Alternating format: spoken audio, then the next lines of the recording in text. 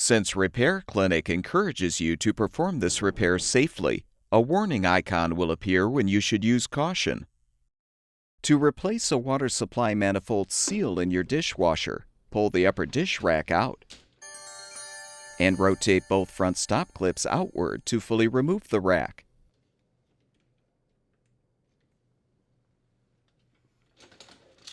You can now remove the old manifold seal, if still intact.